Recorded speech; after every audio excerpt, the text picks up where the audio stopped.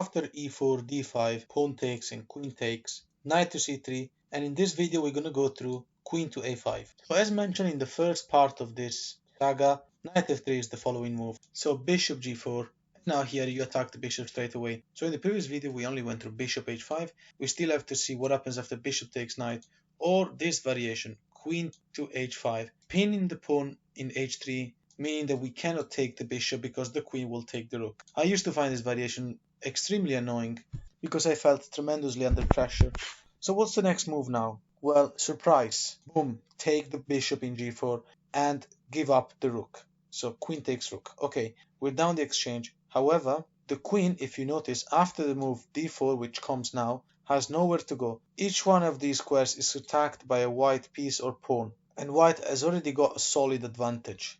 So let's say, for example, if you think that black can just play h5, taking the pawn in g4, or favoring a swap anyway, so that the queen can have the long file to go to, what needs to be understood is that white is too ahead in development. Knight e5 is the next move, and there's just too many threats. The knight cannot be misplaced from e5. For example, f6 will be really bad. Obviously, you got ideas like knight to g6, for instance. So what can black do? Well, whatever he does, let's say takes the pawn in g4. Now the queen is free to go, and black is still up material if you think about it. White wins immediately after queen to g4. The threat is queen c8 checkmate, meaning that the black player cannot save the queen yet because of the threat of checkmate. And if black moves the knight to c6, for example, then you still have access to d7 anyway. So what to do? After the only move by black according to the engine, e6, white goes on with queen to f3, obviously targeting f7, and after knight to f6, preventing that and developing, queen takes in b7, trapping the rook. It's just too late for black to do anything. Position is valued at +5 or +6, so we can move on. Right, let's see it from the beginning. After take, knight c3, and then queen a5, knight f3. Okay, bishop g4, we attack the bishop immediately, and after queen h5, we just take the bishop. Queen takes, and now d4. So what's the best idea for black here? h5 doesn't work. e6 is apparently the best move because black needs to speed up development. White now goes on with d5 immediately, targeting e6, trying to force black to isolate the pawn. And after black's best move, bishop to d6, the black player is desperate for development because he has none. He only has a queen in h1 that cannot even move anymore.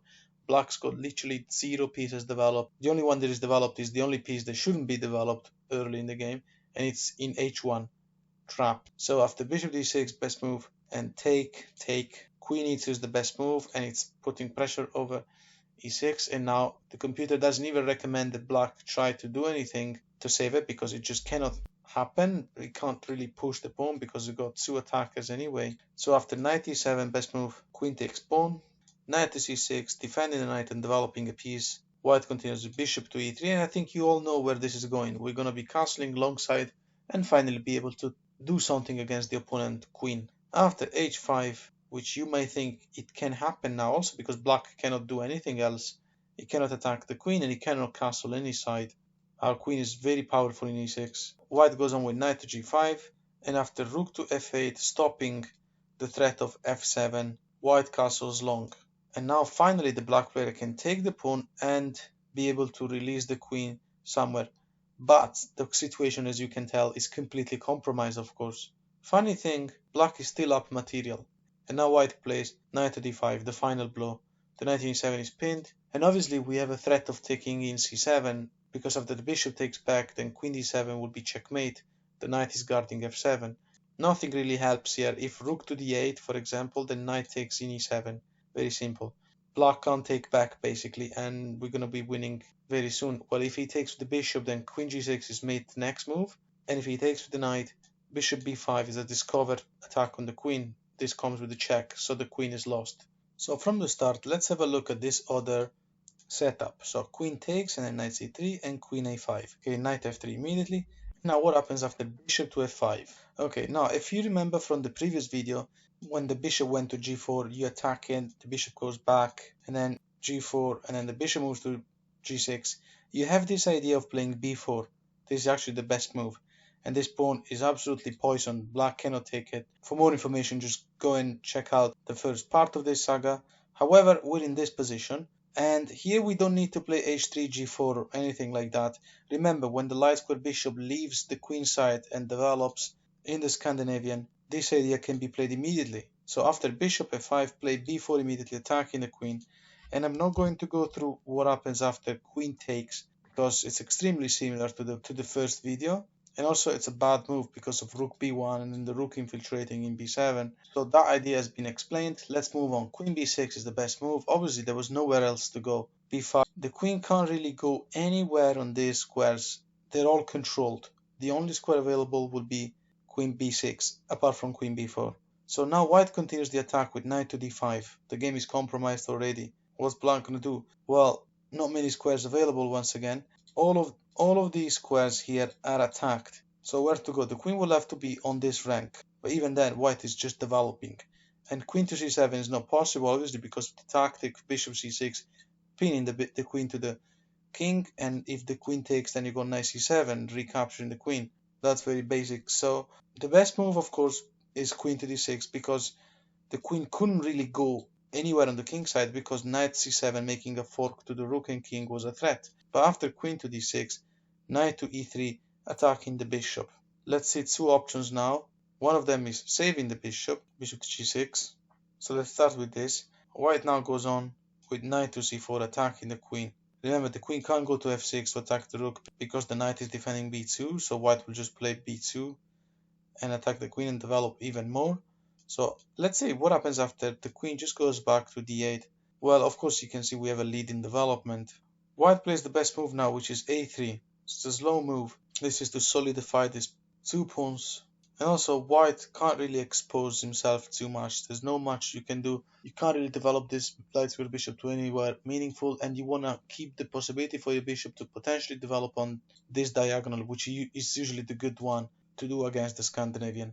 After e6, developing the piece, releasing the black bishop, white plays g3. Obviously, this is the best way to develop the light square bishop. And after knight f6 and bishop to g2, the thematic c6 must come, obviously, due to the threat of playing something like knight e5, threatening to trap the rook from b7 with an attack on this bishop. It depends on how you want to play this. c6 will have to happen anyway in this Scandinavian. So after castling though, and bishop e7, it looks like the black player will be able to play a normal game. However, white now goes on with d3. And just gonna go on a few moves just to see how the setup looks like, more or less. The position is much better for white. There's black to move. After knight to d5, is this actually a normal game? Well, okay, white goes on with knight f to e5. And this is a thematic move to play against Scandinavia or Qa5, for example. Here we have an attack on the bishop. The h pawn cannot push because otherwise we will take the bishop, double up these pawns, isolate this one in e6. And also we're exploiting the fact that in the Scandinavian or in the Qa5 or in the Sicilian, black is not really going to castle queenside. That would be crazy. I mean, it can happen, but it's just really stupid. So the knight in e5 is sitting very well, and we don't really have any rush of taking this bishop yet. So what happens after knight to c3, attacking the queen? So this is not a problem. Queen to f3 comes now, finishing development, almost finishing development actually. After castling, white continues with knight to e5, applying pressure on this weak square, one of the thematic weaknesses of the Scandinavian setup. After queen to b6, defending the pawn and developing the queen to a more useful square, white continues with h4, which also explains why we played g3 before, not only for the fianchettoing of the bishop, but also to support h4, the idea of playing h5 and win the bishop soon enough. So after h5, stopping the arrival of the pawn, bishop to d2, attacking the knight, and after knight goes back to d5, white can obviously play the move knight takes in. And yeah, it's important that you waited before doing this move, because if you had done it before, pawn takes back, the rook attacks the queen, and you couldn't really play queen e4 since the knight was in c3. In this case, after pawn takes the piece back, queen e4 can happen. The knight is no longer in c3 to attack your queen, and the queen here should be getting a great advantage by taking one of these two pawns. Of course, rook f6 to defend both pawns cannot happen because the bishop in g5 will be attacking the rook. The rook will have to move again, so it's a waste of tempos. So yeah, let's refresh our knowledge about this, and let's look at the other variation. For example, queen a5, knight f3, bishop f5. That's what we're looking at. Okay, b4 immediately, and after queen to b6, knight to d5. And after queen to d6, because of the threat in c7, knight to e3 attacking the bishop. What happens after the immediate queen f6 targeting the rook?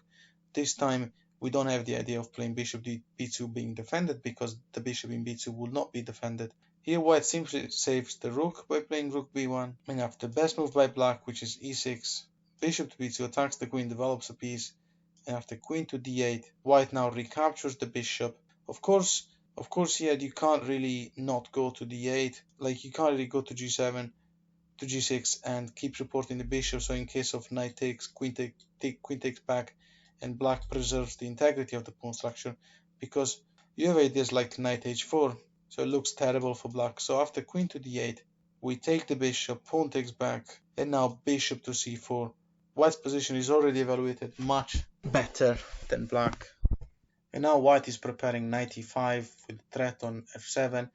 It's a deadly position. And there's, by the way, there's nothing black can do. For example, knight f6 developing, then knight e5. How are you going to stop the attack on f7?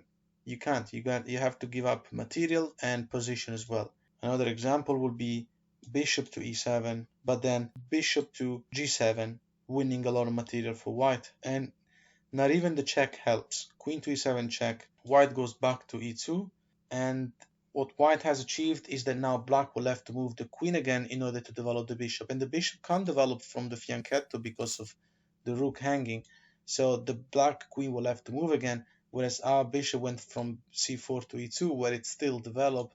So let's see, best move by black will be knight f6, but then castle, and then if the queen moves again, with the idea of playing bishop to e7 this time and finally castle, it's just too late because bishop b5 check.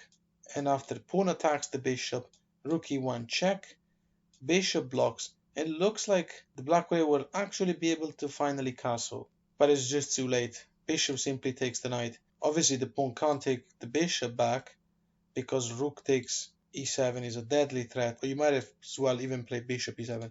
Anyway, black now recaptures with the g-pawn because the bishop is pinned.